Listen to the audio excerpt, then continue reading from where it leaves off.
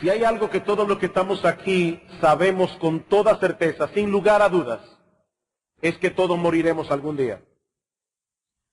Alguien decía, la muerte es la institución más democrática que existe. No deja lugar a la discriminación, ni admite ninguna excepción. La tasa de mortalidad humana es la misma en todo el mundo, una por persona. Una por persona. Es famosa la frase de Benjamin Franklin, el estadista norteamericano, que dijo que hay solo dos cosas absolutamente ciertas en la vida, la muerte y los impuestos. Pero eso no es del todo acertado, porque existen muchos mecanismos de evadir los impuestos. Pero no existe ningún mecanismo para evadir la muerte. Está establecido para los hombres que mueran una sola vez, dice en Hebreos capítulo 9, versículo 27, con la agravante de que ninguno de nosotros tenemos la menor idea de cuándo ni cómo será. Hace casi 400 años, el predicador puritano Thomas Brooks señaló que llevamos en nuestros cuerpos la materia de 1 millar de muertes y podríamos morir de 1 millar de maneras distintas cada hora que pasa. El mismo número de sentidos, de miembros y aún de poros que hay en el cuerpo es el número de ventanas que hay por las que puede penetrar la muerte. Y a pesar de los extraordinarios avances que ha tenido la ciencia médica desde entonces, en el día de hoy, estas palabras son tan esencialmente ciertas como lo fue en la época de los puritanos. Cada segundo mueren 3 personas, 180 cada minuto, casi 1100 cada hora, alrededor de 260,000 cada día, unas 95 millones cada año, sin discriminación de sexo, de raza, edad o posición social. Esta es una cita que nadie ha pedido, pero es una cita que nadie puede cancelar. Como dice el autor de Eclesiastés, no hay hombre que tenga potestad sobre el día de la muerte. Tan pronto una persona nace, inicia un proceso que terminará en la tumba, tarde o temprano. Podemos tratar de evadir el tema, pero no podremos evadir el hecho. El cineasta norteamericano Woody Allen dijo en cierta ocasión, no es que yo le tenga miedo a la muerte, sencillamente no quiero estar ahí cuando suceda. Pero lo cierto es que el día que le toque morir, él estará ahí. Él estará ahí y tendrá que enfrentarse con ese enemigo cara a cara, sabiendo de antemano que no podrá vencerlo de ningún modo, y eso no tiene nada de gracioso. En un tono más realista, la periodista y novelista inglesa Margarita Lasky, una mujer que profesaba ser atea, cuando le preguntaron en un programa de la BBC cuáles eran las cuestiones más importantes a las que debía enfrentarse todo ser humano, ella respondió que estamos solos, que somos culpables y que vamos a morir. Que estamos solos, que somos culpables y que vamos a morir. Parece una perspectiva muy sombría de la vida, pero es una realidad a la que toda persona sensata tendrá que enfrentarse alguna vez. ¿Es la muerte el punto final de la existencia humana? ¿O se trata más bien de un cambio de ruta de lo temporal a lo eterno? Todos nosotros sabemos que el cuerpo se corrompe en la tumba cuando cesa la vida. Pero ¿qué sucede con esa parte espiritual donde radica lo que somos como persona? Eso que la Biblia le llama el alma humana. Este es un asunto en el que no podemos correr el riesgo de equivocarnos, porque una vez traspasemos el umbral de la temporalidad, ya no podremos hacer ninguna rectificación. Pero Dios no nos ha dejado en tinieblas con respecto a un asunto tan trascendental. Él se ha revelado al hombre a través de un libro que narra con toda precisión histórica el pasado, pero que al mismo tiempo ha profetizado acerca del futuro. Muchas de estas profecías se han cumplido ya con una precisión asombrosa y podemos estar completamente seguros de que las profecías que faltan se han de cumplir también con la misma precisión. Y muchas de ellas hacen referencia al destino de los hombres después de la muerte incluyendo el destino de aquellos que mueren en su pecado. Sí, yo sé que este no es un tema que predicamos con agrado, eso lo hemos dicho ya, pero no estamos siendo insensibles al exponerlo. Más bien es una crueldad dejar de advertir a los hombres del horrible destino que les espera si mueren enemistados con Dios, sobre todo tomando en consideración que todavía tienen la oportunidad de cambiar de ruta. No ha habido nadie ni lo habrá en toda la historia que haya sido más sensible y tierno que nuestro Señor Jesucristo. Sin embargo, en la Biblia nadie habló más que Él acerca del infierno, ni en un lenguaje más gráfico. Y lo que vamos a hacer en esta mañana es tomar las Escrituras para ver cuál será la condición de aquellos que mueran en sus pecados y sean arrojados al infierno. Y lo primero que la Biblia enseña al respecto es que tales personas permanecerán separados de Dios por los siglos de los siglos. Así como la Biblia describe el cielo como un lugar en el que los creyentes disfrutarán eternamente de la presencia de Dios, así también describe el infierno como una eterna separación de esa bendita presencia. En Mateo capítulo 25, versículo 41, Cristo dice a los impíos: apartaos de mí, malditos, al fuego eterno preparado para el diablo y sus ángeles. Todos aquellos que desearon de corazón mantener a Dios lo más alejado posible de sus vidas, al final recibirán para su propio mal lo que tanto anhelaron en esta vida.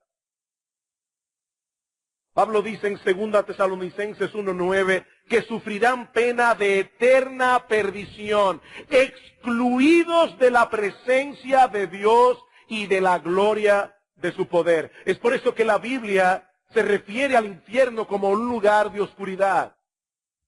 El infierno es un lugar de oscuridad porque Dios es luz. Y donde Dios no está, lo único que podemos esperar es tinieblas. En varias ocasiones Cristo se refirió al infierno llamándole las tinieblas de afuera. Y hablando de aquellos que han decidido abandonarse a sus impulsos pecaminosos, Pedro dice que les está reservada la más densa oscuridad para siempre. A muchas personas no les causa ningún terror escuchar que el infierno es un lugar donde los hombres estarán eternamente separados de Dios. Y hasta es posible que algunos lo vean como un alivio. A mí no me interesa Dios. Yo no quiero tener ninguna cercanía con Él. Saber que lo voy a tener eternamente separado de mí, para mí es un alivio. Pero eso es porque no entienden que nadie vive en este mundo fuera de esa bendita influencia, que es lo único que hace vivible la vida del hombre en este mundo caído. En su discurso a los atenienses, Pablo les dice que Dios es quien da a todos vida y aliento y todas las cosas. Y más adelante, citando a un poeta ateniense, Pablo les dice que en Él nos movemos, vivimos y somos. ¿Saben qué significa eso? Que nadie puede permanecer vivo un solo segundo si no fuera por la obra preservadora de Dios, así como nadie podría experimentar ningún deleite en su vida a no ser por esa misma influencia. En otro discurso, esta vez en la ciudad de Listra, el apóstol Pablo les dice que Dios no se dejó a sí mismo sin testimonio, haciendo bien, dándonos lluvias del cielo y tiempos fructíferos, y ahora escuchen, llenando de sustento y alegría nuestros corazones. Y no olviden que Pablo está hablando aquí a una sociedad pagana, a una sociedad profundamente idolátrica. Y Pablo les dice que Dios llena sus corazones de alegría y de sustentos. Queridos hermanos y personas que nos visitan en esta mañana, la capacidad de disfrutar la vida es un don de Dios. La capacidad de disfrutar la vida es un don de Dios. Dice Santiago que toda cosa buena desciende de lo alto. El hecho de amar y ser amado es un don de Dios. El hecho de poder contar con buenos amigos es un don de Dios. El disfrute estético de un atardecer o de una obra de arte es un don de Dios. A veces voy en mi carro escuchando música, sobre todo la música de Johann Sebastian Bach, un hombre que compuso para la gloria de Dios. Y digo, Señor, gracias. Gracias por darme el privilegio de poder disfrutar esta música. Eso es un don de Dios. El placer de comer lo que nos gusta. La risa es un don de Dios. El hecho de poder descansar y renovar nuestras fuerzas es un don de Dios. La capacidad que tenemos para llevar a cabo un proyecto que soñamos, de ver ese proyecto terminado, la satisfacción de haberlo hecho bien, es un don de Dios. Yo creo que aún los creyentes seríamos más agradecidos si tomáramos eso en cuenta.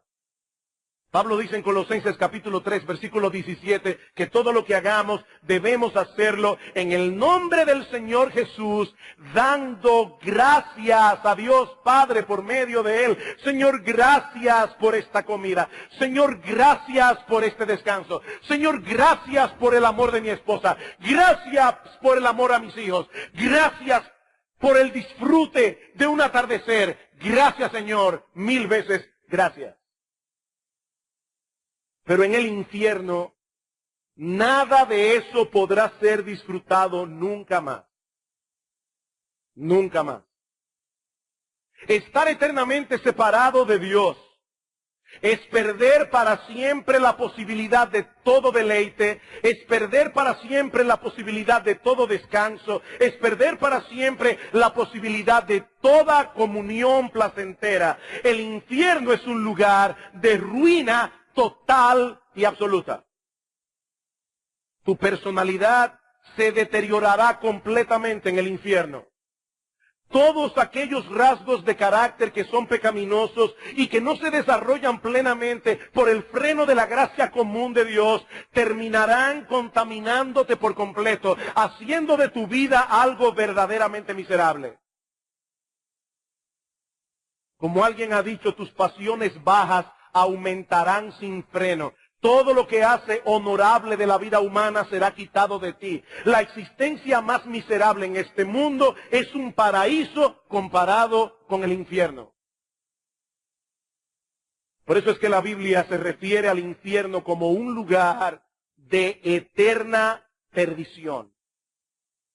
Eterna perdición. Yo no sé cuántos de ustedes han reparado alguna vez en las implicaciones de esa palabra.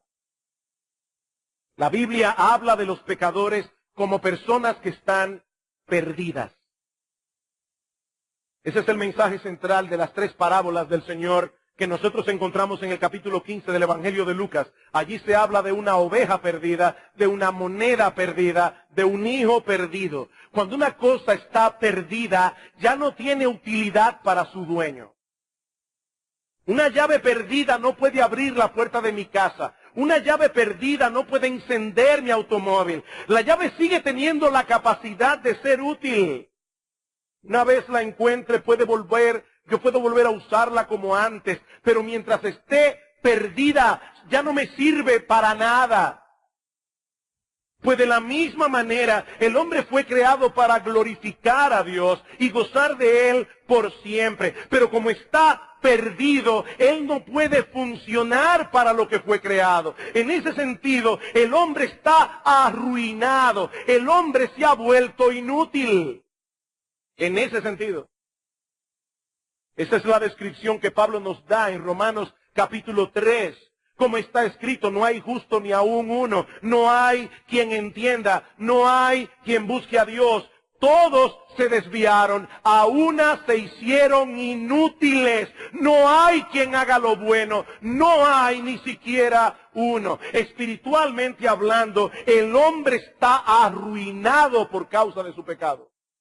Arruinado. ¿Sabes cuál es la buena noticia?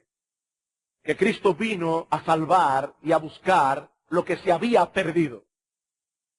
Cristo vino a buscar y a salvar lo que se había perdido. Esa es la enseñanza de Lucas 15. En esta vida todavía hay oportunidad de ser encontrado y reparado.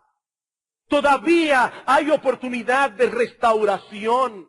Pero en el infierno esa oportunidad habrá pasado para siempre. Es por eso que Cristo se refiere al infierno como el Gehenna. ¿Qué era el Gehenna? El vertedero público de Jerusalén, donde iba a parar toda la basura. Mis hermanos y amigos, ¿cuáles son las cosas que van a parar al vertedero? Todo aquello que su dueño desecha para siempre, aquello que ha perdido ya toda utilidad. Por eso Dallas Willard le llama al infierno el basurero cósmico del universo. El basurero cósmico del universo. Todo lo que va a parar allí ya está completamente arruinado. Eso es el infierno. Un lugar de ruina total y absoluta. Por eso el poeta inglés John Donne decía: cuando todo esté acabado, el infierno de los infiernos, el tormento de los tormentos, es la eterna ausencia de Dios y la imposibilidad eterna de volver a su presencia. Ahora debo aclarar en este punto que cuando hablamos aquí de la separación de Dios, no estamos hablando de distancia, estamos hablando de relación. Porque nadie se va a librar de Dios, ni siquiera en el infierno. No estamos hablando de distancia, estamos hablando de relación. Yo puedo salir de viaje y mantenerme unido en una relación cercana con mi esposa, al mismo tiempo que dos esposos pueden estar bajo el mismo techo y estar completamente distanciados. Nuestro Dios es omnipresente. Y por lo tanto los habitantes del infierno experimentarán en toda su plenitud la ira y la justicia de su presencia. Como decíamos en un sermón anterior, sí, ciertamente el Dios de la Biblia es un Dios de amor. Pero también dice la Biblia que nuestro Dios es un Dios de toda justicia. Por eso dice en Hebreos capítulo 10, versículo 31, que es horrenda cosa caer en las manos de un Dios vivo. Y más adelante añade que nuestro Dios es fuego consumidor. Sí, Dios es amor. Pero precisamente porque Él es amor y es justicia, Dios está irado contra el pecado. Su amor y su justicia, por decirlo de alguna manera, son el combustible del ardor de su ira. Una persona que realmente ama a los niños no puede ver con indiferencia que ese niño sea tratado con crueldad.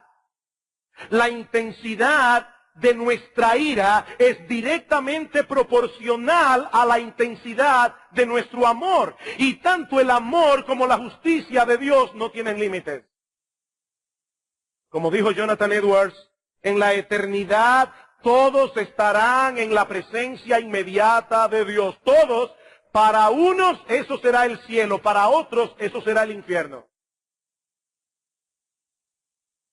Pero la Biblia no solo describe el infierno como un lugar donde estaremos eternamente separados de Dios y por lo tanto un lugar en el que no podremos experimentar ningún deleite, sino que la Biblia también habla del infierno, en segundo lugar, como un sitio en el que se padece un dolor agonizante. Un dolor agonizante. Una de las figuras que más se usa en las Escrituras para referirse al infierno es el fuego. Y esa figura comunica la idea de una intensa agonía. Cuando Juan el Bautista introduce la persona del Mesías, concluye su mensaje con esta advertencia: y ya también el hacha está puesta a la raíz de los árboles. Por tanto, todo árbol que no da buen fruto es cortado y echado en el fuego. Yo a la verdad os bautizo en agua para arrepentimiento, pero el que viene tras mí, cuyo calzado yo no soy digno de llevar, es más poderoso que yo. Él os bautizará en Espíritu Santo y fuego. Y no está hablando allí de una bendición. No, la bendición es ser bautizado en el Espíritu Santo cuando creemos en Cristo. Pero el que no es bautizado en el Espíritu Santo, dice Juan, será bautizado en fuego. Sigue diciendo él, su aventador está en su mano, limpiará su era, recogerá su trigo en el granero y quemará la paja en fuego que nunca se apagará. Y Cristo usa esta misma figura en algunas de sus parábolas como la del trigo y la cizaña. Dice en Mateo capítulo 13, versículo 40, de manera que como se arranca la cizaña y se quema en el fuego, así será el fin de este siglo. Enviará el Hijo del Hombre a sus ángeles y recogerán de su reino a todos los que sirven de tropiezo y a los que hacen iniquidad y los echarán en el horno de fuego. Allí será el lloro y el crujir de dientes. Algunas personas preguntan si el fuego del infierno es simbólico o literal. Tratando con este asunto, John Blanchard dice lo siguiente. Supongamos por un momento que es simbólico. Supongamos que es simbólico. ¿Rebajaría eso el carácter traumático del infierno? En el contexto general de la comunicación, dice él, aquello que se representa mediante un símbolo siempre es mayor que el propio símbolo. En otras palabras, una metáfora nunca sobrepasa la realidad objetiva que intenta comunicar. Esta noche nosotros estaremos aquí celebrando la Cena del Señor y usaremos elementos simbólicos, el pan y el fruto de la vid, para hacer memoria del cuerpo partido en la cruz del Calvario, para hacer memoria de su sangre derramada. Pero la realidad que ese pan y ese fruto de la vid representan es 1000 veces más sublime.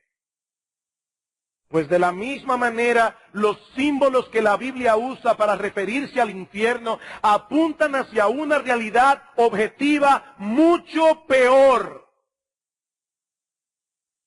El infierno es un lugar en el que los hombres experimentarán una intensa agonía. El rico de la parábola en Lucas aparece en el Hades diciendo, estoy atormentado en esta llama. Es por eso que Cristo advierte, si tu mano o tu pie te es ocasión de caer, córtalo y échalo de ti. Mejor te es entrar en la vida cojo o manco, que teniendo 2 manos o 2 pies, ser echado en el infierno de fuego. Si tu ojo te es ocasión de caer, sácalo y échalo de ti. Mejor te es entrar con un solo ojo en la vida, que teniendo 2 ojos, ser echado en el infierno de fuego. ¿Está aconsejando Cristo aquí que nos cortemos literalmente la mano, los pies o nos saquemos un ojo? Por supuesto que no. Lo que Él está proponiendo es una cirugía moral radical. Una cirugía moral radical. Apártate de todo aquello que pueda enredarte de tal manera en el pecado que termines perdiéndote por completo en el infierno. Ningún placer pecaminoso vale tanto la pena como para pagar un precio tan alto. Otra de las figuras que la Biblia usa para describir los tormentos del infierno es la del gusano. El gusano. Esta figura aparece por primera vez al final del libro del profeta Isaías. Dice, y saldrán y verán los cadáveres de los hombres que se rebelaron contra mí, porque su gusano nunca morirá, ni su fuego se apagará, y serán abominables a todo hombre. 800 años más tarde, el Señor Jesucristo se apropia de esta misma figura en Marcos capítulo 9, versículo 43.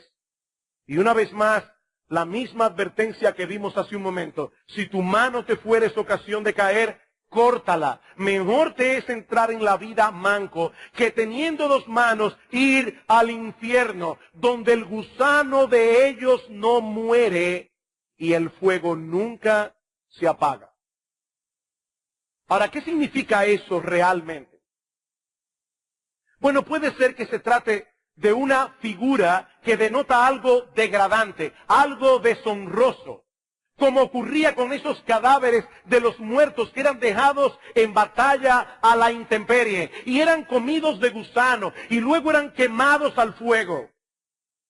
Pero muchos comentaristas entienden que Cristo se está refiriendo aquí al tormento de la conciencia. El tormento de la conciencia. Tal vez es por eso que el Señor usa la expresión el gusano de ellos. No dice simplemente los gusanos, dice el gusano de ellos. Como algo que les es propio, como algo que los corroe internamente. ¿Qué es la conciencia? Bueno, la conciencia es un tribunal moral que Dios ha colocado en el alma de cada hombre y que pasa juicio sobre todas nuestras acciones.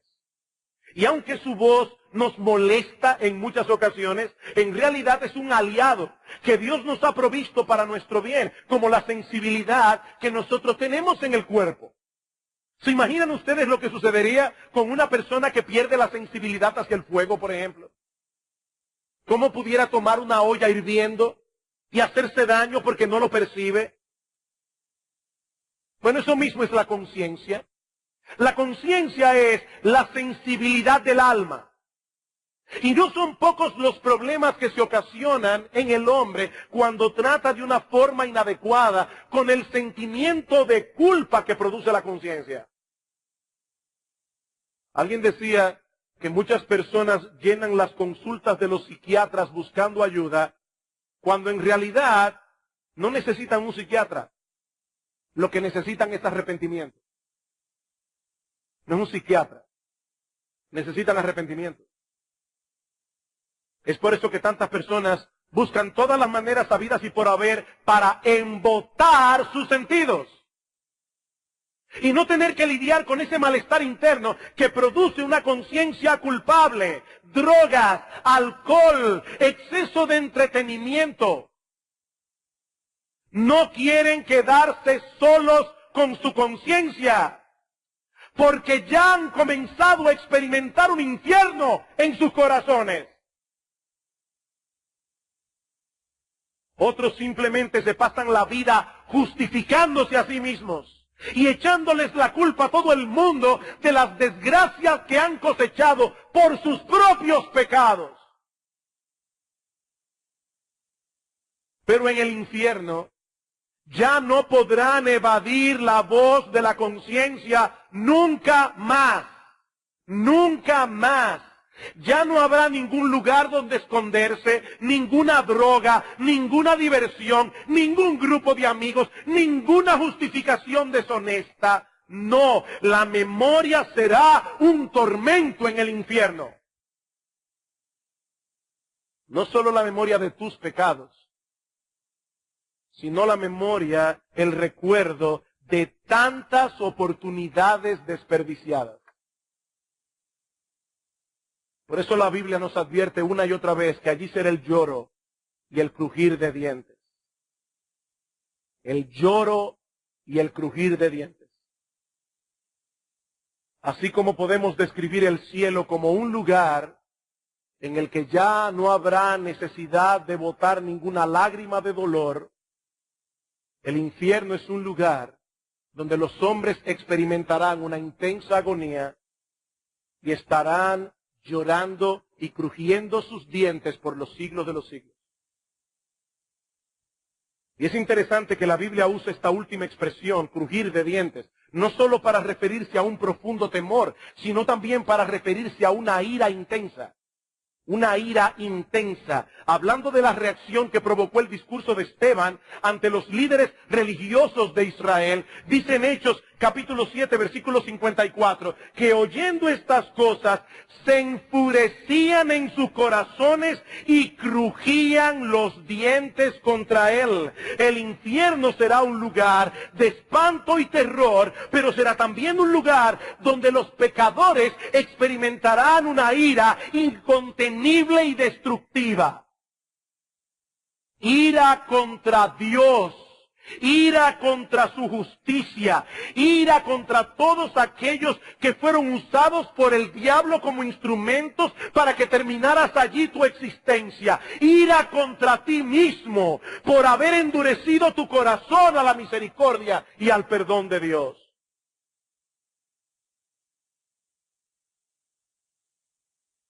Finalmente, y en una forma mucho más breve, la Biblia también enseña que los tormentos del infierno no cesarán jamás. Que los tormentos del infierno no cesarán jamás. Y yo no voy a repetir aquí otra vez todos los textos que citamos el domingo pasado para probar este punto, pero si hay algo claro en las Escrituras es que el infierno es un lugar de castigo eterno. Eterno. Cristo dice en Mateo capítulo 25, versículo 46, que de la misma manera que los justos heredarán la vida eterna, así también los impíos sufrirán una condenación perpetua.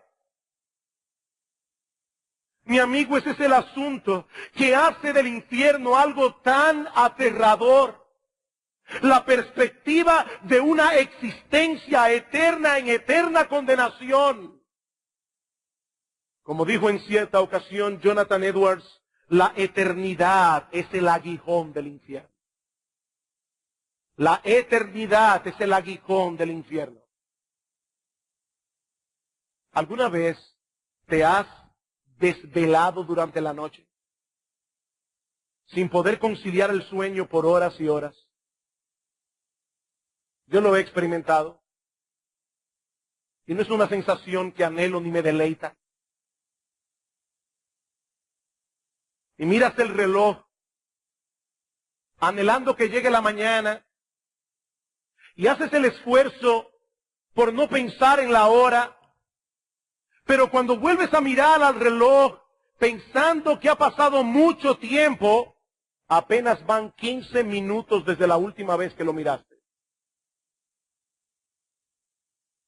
Imagínate esa misma experiencia por los siglos de los siglos, sabiendo de antemano que la mañana nunca llegará y tendrás una idea aproximada de lo que debe ser estar en el infierno. Es por esa razón que Cristo echó mano de las imágenes más crudas para advertir a los hombres acerca de ese horrible lugar. Este no es el tipo de cosas en los que nosotros queremos comportarnos en una forma políticamente correcta. No, este no es el momento para tratar de ser polite. No, mi amigo. Toda esta semana he estado buscando en mi mente las palabras y las frases más adecuadas para poder impactar tu corazón, para poder hacerte reaccionar por el poder del Espíritu Santo, que usa la predicación del Evangelio para despertar el corazón de aquellos que están durmiendo. Porque lo cierto es que si aún no has venido a Cristo en arrepentimiento y fe, estás en grave peligro. En grave peligro. Mi amigo, por amor a tu alma inmortal, por amor a ese aspecto de tu personalidad que no se pudrirá en el infierno, porque el alma es imposible de desintegrarse, por amor a esa alma inmortal, no tomes en poco las advertencias del Hijo de Dios. Porque es obvio que para él estas enseñanzas acerca del infierno no eran un mero ejercicio académico acerca de un tema interesante. ¿Quieres saber qué tan horrible debe ser esa realidad? Considera el hecho de que Dios, el Hijo, la segunda persona de la Trinidad, el Rey de Reyes, el Señor de Señores, el Creador y sustentador del universo, decidió asumir una naturaleza humana semejante en todo a la nuestra, pero sin pecado, para poder pagar en una cruz el rescate del pecador al precio de su propia vida.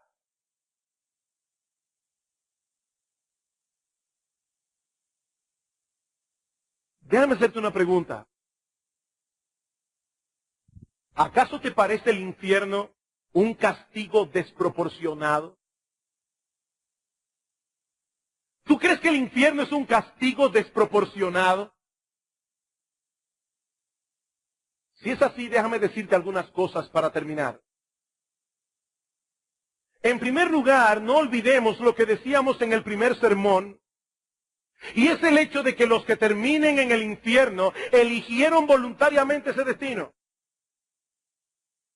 Es que solamente hay dos opciones, solamente dos posibilidades. O estás con Dios o estás en su contra. Y los que terminen su existencia en el infierno escogieron separarse de Dios, alejarlo lo más posible de sus vidas, y eso es lo que a final de cuentas obtendrán. Mi amigo, no lo olvides. Nadie terminará su existencia en el infierno habiendo querido ir al cielo. Habiendo querido ir al cielo por la presencia de Dios allí. Nadie. Dice Cristo, todo el que a mí viene yo no lo echo fuera. Buscad y hallaréis, llamad y se os abrirá. Nadie terminará en el infierno habiendo deseado de todo corazón terminar su existencia en la presencia de Dios, teniendo comunión con Dios, deleitándose en Él. Nadie. Ese será el destino que los hombres, lamentablemente algunos de los cuales pueden ser que estén aquí en esta mañana, elegirán voluntariamente y recordarán estas palabras y recordarán este sermón por los siglos de los siglos.